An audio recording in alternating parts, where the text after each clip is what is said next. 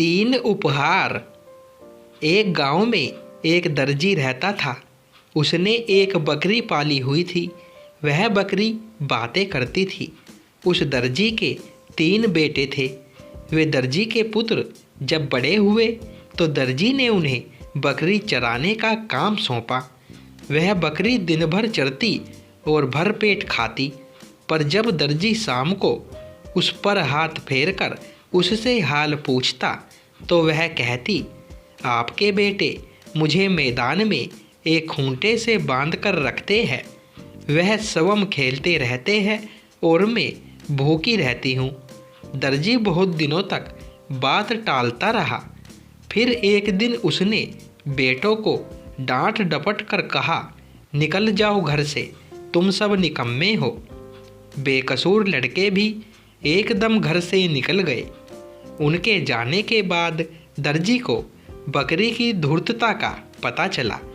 अब वह अपनी गलती पर पछताने लगा और बेटों के घर लौट आने की राह देखता रहा। दर्जी के तीनों पुत्रों को घर से दूर एक दूसरे से अलग अलग नौकरी मिल गई। उनके मालिक उनके काम से खुश हुए। सबसे बड़ा लड़का लड़की का साज सामान बनाने वाले के पास नौकर हो गया। दूसरा उसी नगर में एक पनचक्की पर नौकर हो गया और तीसरा एक दुकानदार के यहाँ।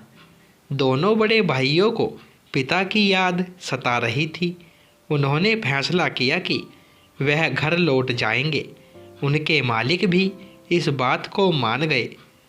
बड़े भाई को उसके मालिक ने एक छोटी सी मेज देकर कहा, बेटा, इस मेज से जिस तरह का भोजन मांगोगे वह तुम्हें इस पर तैयार मिलेगा।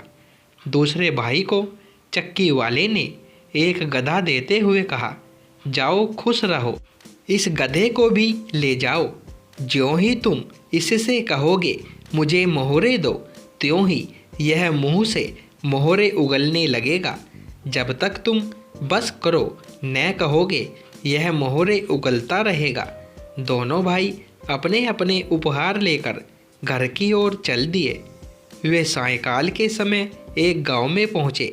वे रात भर आराम करने के लिए एक सराय में ठहरे। सराय वाला दुष्ट था। उसने उन्हें रात भर रहने की जगह दी, पर बात ही बात में उनके उपहारों की विशेषता के बारे में भी जानकारी प्राप्त कर ली। जब उसे मेज और गधे के गुणों का पता लगा तो उसने उन्हें हथियाने की बात सोची। वे दोनों भाई जब सोकर खर्राटे भर रहे थे तब उस दुष्ट ने मेज के बदले हूबहू वैसी ही मेज रख दी और गधा भी उसी शक्ल का खूंटे से बांध दिया। सुबह वे दोनों भाई इन नकली चीज़ों को लेकर चल दिए। घर पहुँचे तो उनका पिता बहुत खुश हो गया। उसने गधे और मेज की करामात सुनी तो और भी प्रसन्न हो गया। परंतु जब दोनों भाइयों ने अपने अपने उपहार की परख और प्रदर्शन करना चाहा तो हैरान हो गए। उनका बाप यह देख बड़ा नाराज हो गया। वह समझा कि बेटे मुझसे धोखा कर रहे हैं। बहुत कुछ समझाने पर भी उसकी शंका दूर न हुई। अतः उन्होंने अपने छोटे भाई को आप बीती लिखकर भेजी और उसे सराय वाले से सतर्क रहने को कहा।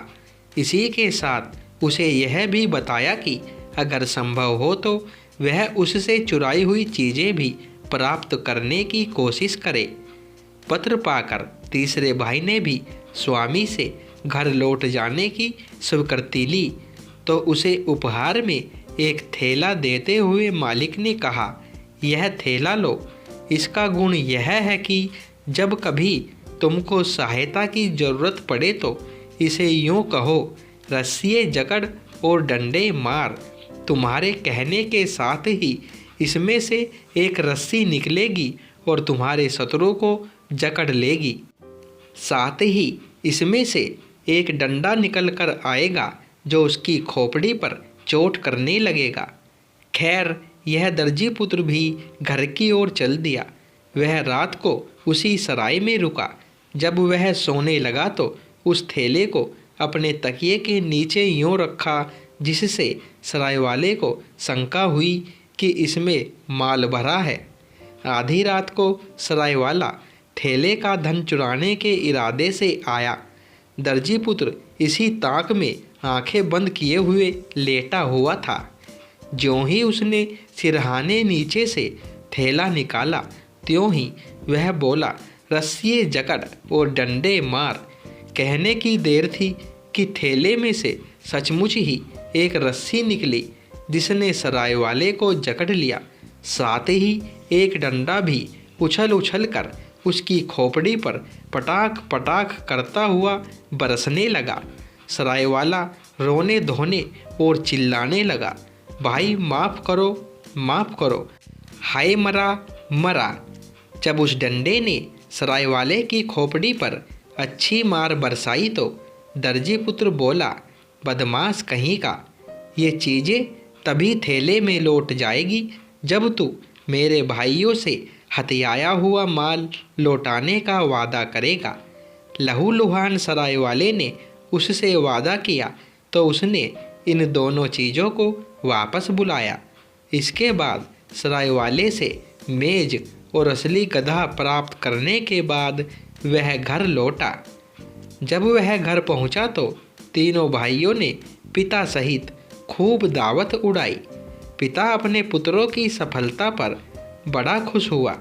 वह धूर्त बकरी रात के समय ही घर से भाग गई।